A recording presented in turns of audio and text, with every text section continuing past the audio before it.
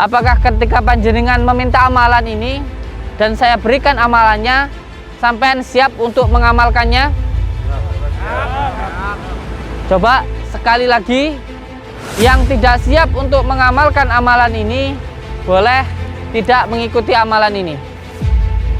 Dikarenakan amalan ini sangat-sangat berat sekali pantangannya.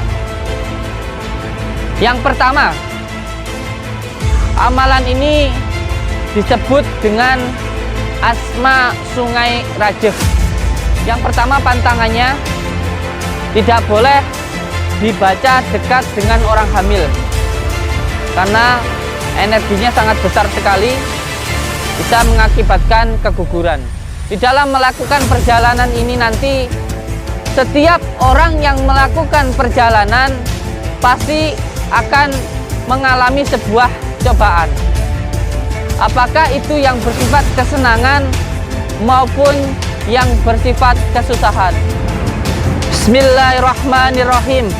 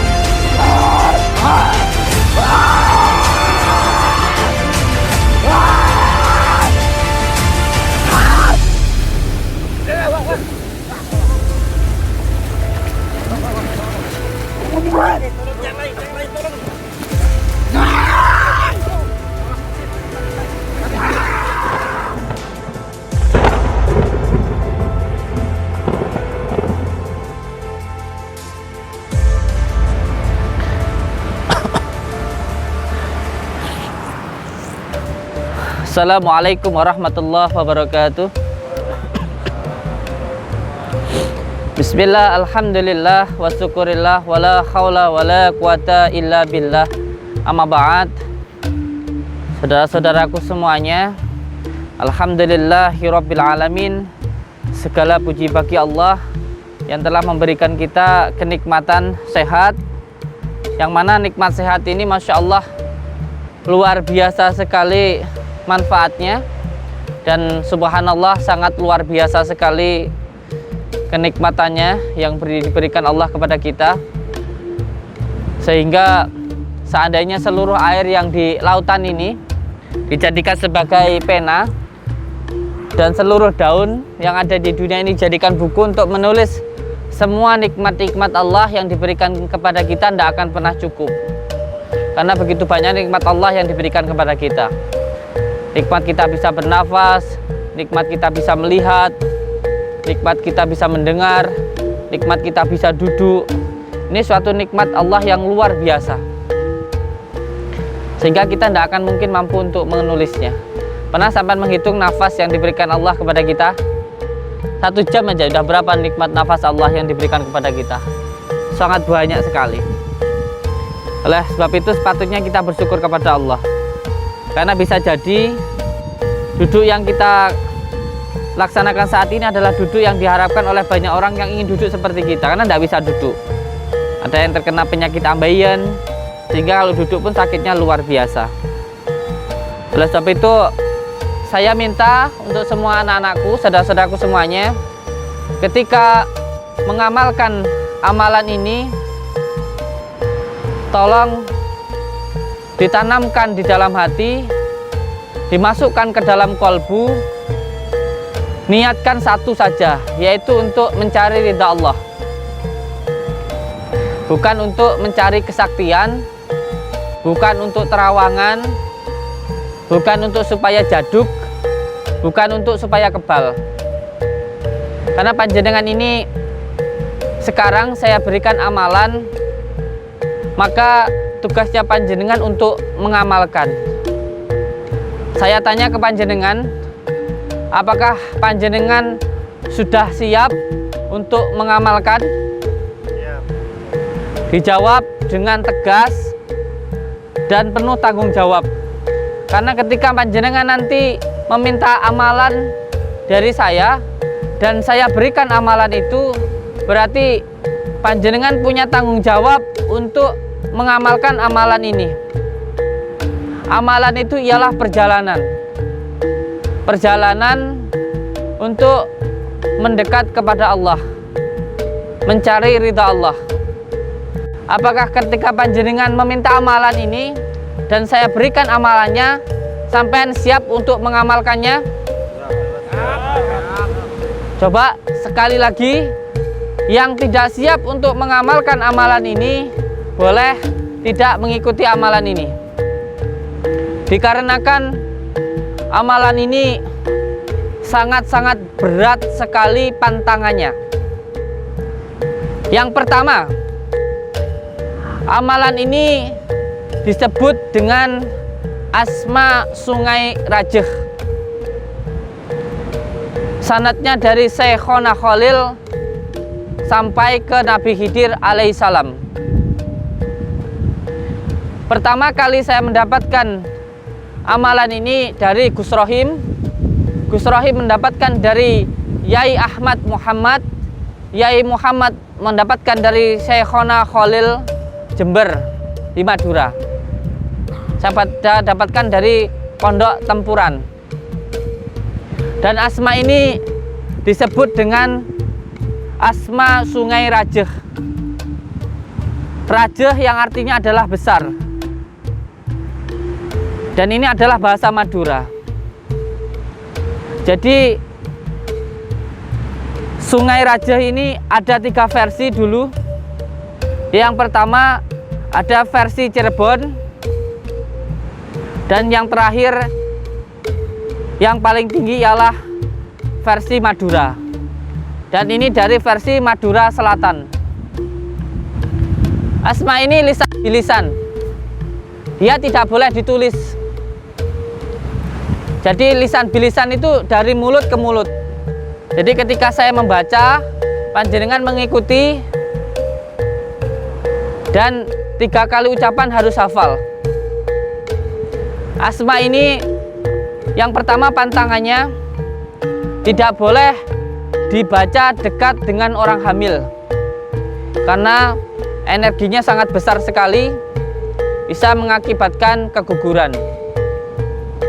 Yang kedua, asma ini tidak boleh dibaca di dalam rumah, karena bisa membuat rumah itu retak dan bisa membuat alat-alat elektronik rusak. Kecuali di dalam masjid boleh. Yang kedua, tidak boleh dibaca di dalam berkendara, bisa membuat kendaraan itu rusak. Dan yang terakhir, pantangannya dari Asma Sungai Rajah ini ialah tidak boleh melakukan zina, baik zina mata maupun zina jisim yang lainnya. Mohon maaf apabila sampai melanggar, saya sendiri belum mampu untuk menyembuhkannya, kecuali panjenengan langsung datang ke Abah Yai. Jadi siapa yang melanggar sampai melakukan zina, ini nanti akan busuk kemaluannya sampai perutnya, dan ini sangat berbahaya sekali. Insya Allah memang ketika mengamalkan Asma Sungai Rajah ini akan sangat memancar sekali aura pengasihnya. Tetapi hati-hati, ini bisa menjadi cobaan untuk panjenengan semua. Karena ketika panjenengan disukai oleh lawan jenis dan sampai-sampean itu tidak bisa mengendalikan nafsu yang ada di diri panjenengan, bisa mengakibatkan bala atau musibah di dalam diri panjenengan. Jadi bisa menjadi sebuah kelebihan dan juga bisa menjadi sebuah cobaan. Hati-hati. jangan sampai melakukan zina. Saya sudah mengatakan ini, jangan sampai melakukan zina, akan busuk di kemaluannya sampai ke perutnya. Bahkan ketika menonton film porno, mohon maaf, itu pun banyak yang sudah mengalami kejadian matanya menjadi rabun dan buta. Hati-hati ini. Jadi yang sanggup untuk mengamalkan, silahkan dijawab qabiltu. Dan saya tanyakan sekali lagi ke panjenengan semuanya, apakah panjenengan siap untuk menerima dan mengamalkan Asma Sungai Raja ini? Siap. Siap? Siap. Siap? Siap. Alhamdulillah. Kalau begitu akan saya jelaskan. Asma Sungai Raja ini saya dapatkan ada 99 ijazah. Dimulai dari Asma Sungai Raja, ada nanti Singa Raja, dan ada juga Raja di Raja. Yang pertama wiridnya nanti di pinggir sungai, Asma Sungai Raja. Saya dapatkan pertama kali dari Gus Rohim, Pondok Tempuran. Selama 7 hari diwiridkan di pinggir sungai. Apabila ketika berzikir, aliran sungai yang harusnya mengalir, dia berlawanan arus atau bergejolak. Jadi yang harusnya mengalir ke sana, ada yang air mengalir ke atas, dan dia bertempuran gobiak begitu. Itu menandakan bahwa ilmunya atau jisimnya, hijibnya sudah masuk ke dalam diri panjenengan. Yang kedua, Singa Raja, nanti riyadhahnya, zikirnya di antara pertemuan antara sungai dan laut. Diamalkan selama 41 malam. Yang ketiga, Tasik Raja, wiridnya harus di tengah laut, seperti di karang yang di atas itu, atau di sana, di atas sana, di atas karang itu, di atas gunung itu nanti. Zikirnya di sana. Itu nanti dilakukan selama 3 bulan, dan makannya hanya ada yang apa di situ. Kalau saya dulu makanya ya gedebok, dedaunan dan sebagainya, ngidang. Jadi saya minta untuk panjenengan semuanya, ketika saya berikan amalan, maka panjenengan harus siap untuk mengamalkannya. Karena ketika jenengan meminta amalan, berarti siap untuk mengamalkan. Dan ketika seseorang mengamalkan, orang mengamalkan itu ialah orang yang berjalan. Mengamalkan itu ialah orang yang berjalan. Berjalan untuk menuju kepada Allah, sampai pada akhirnya ke futuh atau kebuka, bermuqarabah kepada Allah. Ketika belum sampai atau belum ke futuh, di dalam melakukan perjalanan ini nanti, setiap orang yang melakukan perjalanan pasti akan mengalami sebuah cobaan. Apakah itu yang bersifat kesenangan maupun yang bersifat kesusahan. Setiap seseorang yang berjalan pasti akan diuji dengan kesenangan maupun dengan kesusahan.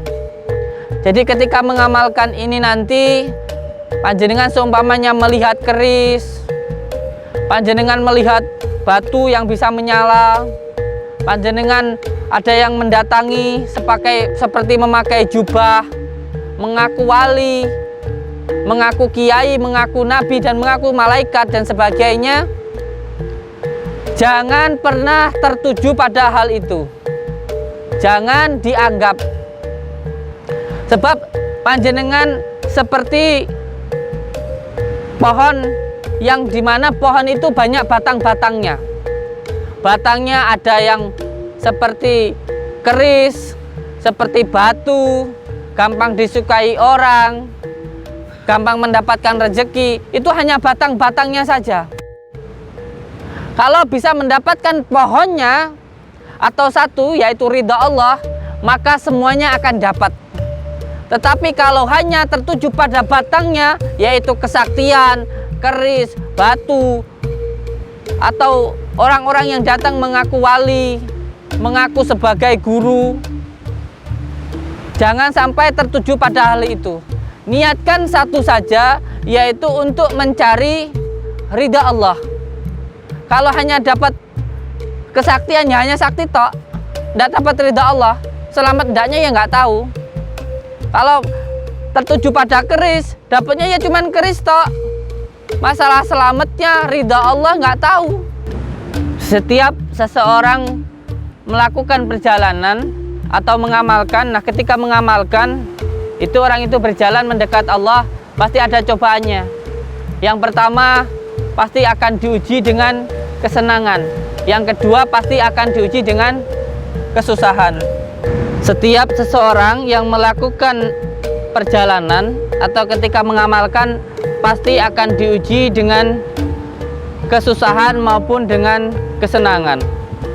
Maka saya harapkan panjenengan benar-benar harus mempunyai tekad dan niat yang kuat, karena tidak akan semudah seperti yang jenengan harapkan.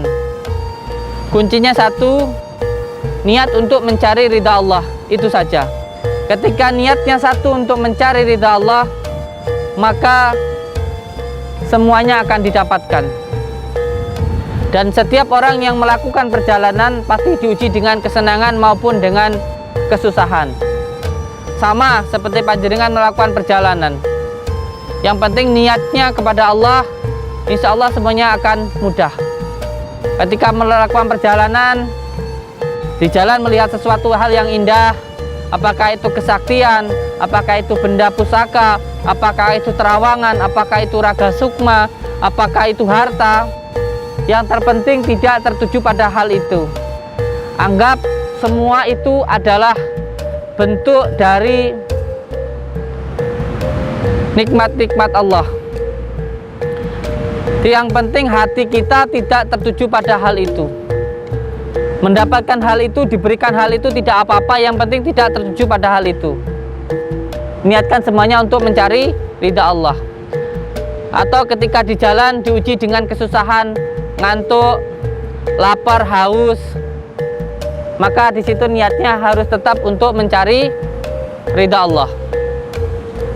Oleh sebab itu, saya harapkan panjenengan semuanya ketika mengamalkan amalan ini jangan sampai ditunggangi oleh hawa nafsu.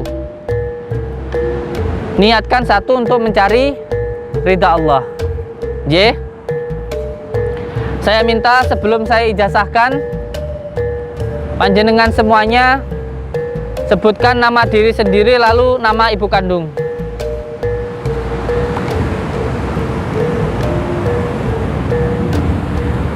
Dalam hati dibaca, sebut nama diri sendiri dan nama ibu kandung. Baca Al-Fatihah khusus untuk ibu kandung dan ayah kandung.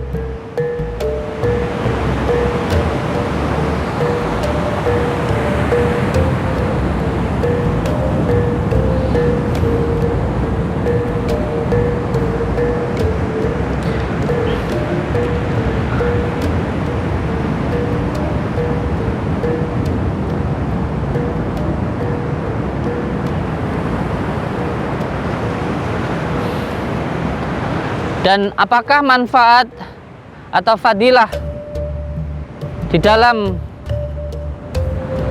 Asma Sungai Raja ini akan saya sebutkan satu persatu nanti. Di sini satu persatu saya sebutkan, walaupun di sini ada hampir 1000 fadilah, tetapi sampean baca sendiri di sini nanti. Fadilah-fadilahnya ini, fadilah ini sebagai penyemangat, bukan sebagai tujuan. Yakin kalau sampai niat mengamalkan ini untuk mencari ridha Allah, maka akan mendapatkan semuanya.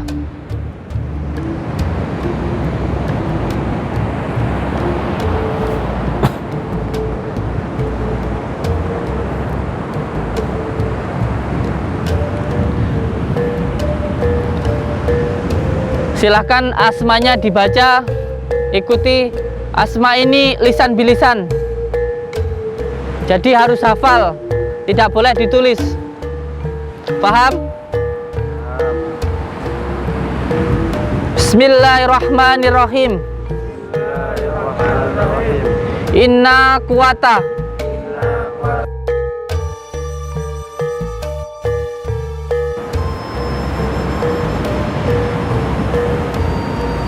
Dirasakan energi yang masuk.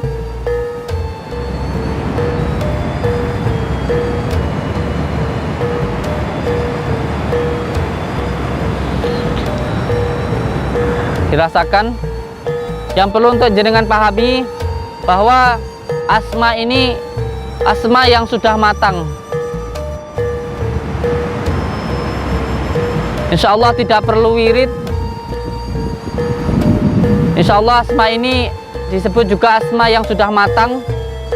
Jadi asma ini tidak perlu dipuasai, hanya perlu diwirid, dan hanya 3 kata saja. Dan lisan bilisan.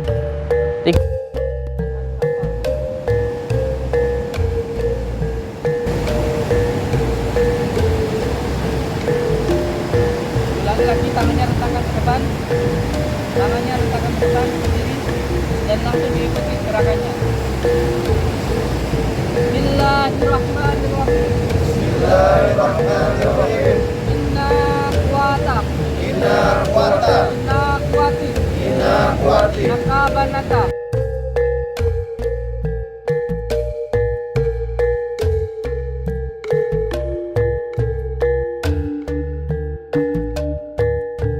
Inna kuwata. Inna kuwata. Inna kuwati. Inna Ikuti gerakannya. Allah Akbar.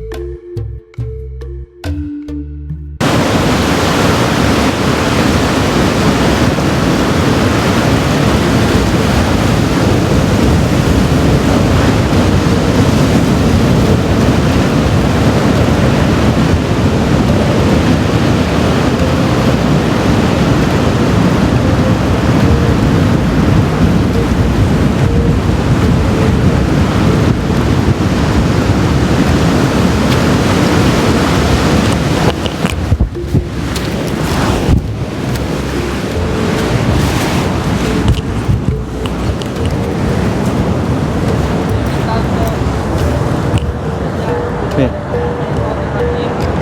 7 kali tahan nafas. Bismillahirrahmanirrahim. 7 kali tahan nafas. Al-Fatihah 3 kali tahan nafas. Baca sholawat An-Nuriyah 3 kali tahan nafas. Setelah itu tarik nafas dari hidung. Tahan di dalam perut.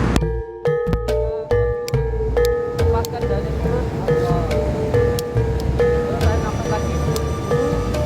Dalam perut baca yang lain dalam perut. Lepaskan dari mulut. Allah. Setelah itu keluar masuk nafas untuk dirasakan saja. Dan sambil dibaca masuk nafas Allah, keluar nafas Allah. Untuk dirasakan jangan ditahan. Yang pertama ditahan, yang kedua yang selanjutnya ditahan saja. Keluar masuk nafas. Masuk nafas dulu, keluar nafas Allah. Masuk nafas dulu, keluar nafas Allah. Baca dulu. Tahan nafas. Tahan nafas. Kali Al-Fatihah tahan nafas. Sholawat An-Nuriyah tahan nafas. Lalu tarik nafas, baca hu, tahan. Allah Allah. Posisi tangan seperti ini. Tangan seperti ini, taruh di perut. Tangannya seperti ini, tangannya. Lihat. Taruh di perut.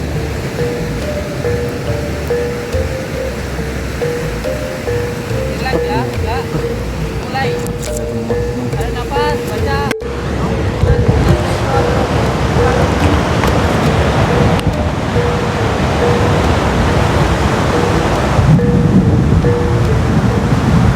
Keluarkan nafas dari mulut pelan. Tarik nafas lagi dari mulut. Baca dalam hati. Bismillahirrahmanirrahim 7 kali.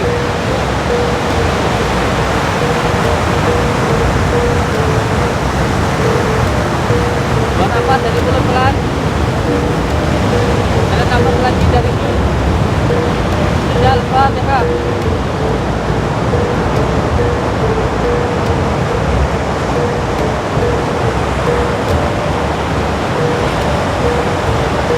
Lepaskan dari mulut pelan. Tarik nafas lagi. Baca sholawat. Tidak.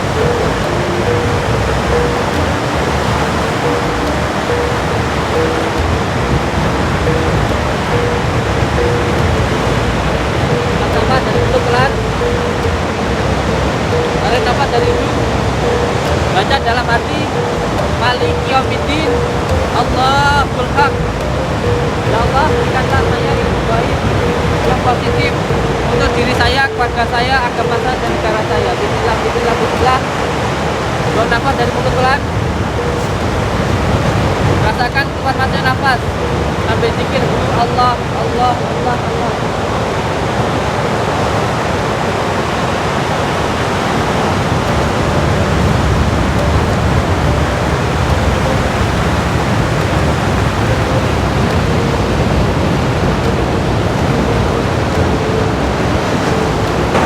Setting cukup.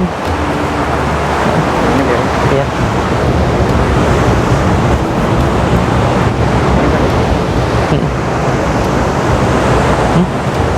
Apa? Apa? Enggak apa-apa.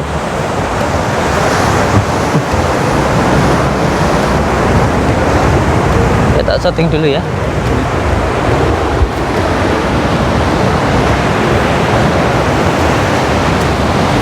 Kameranya gimana?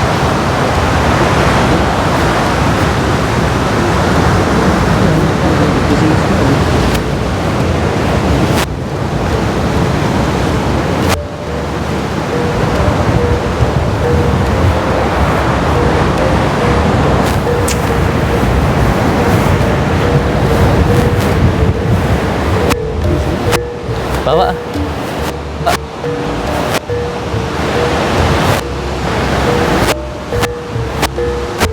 Kan itu.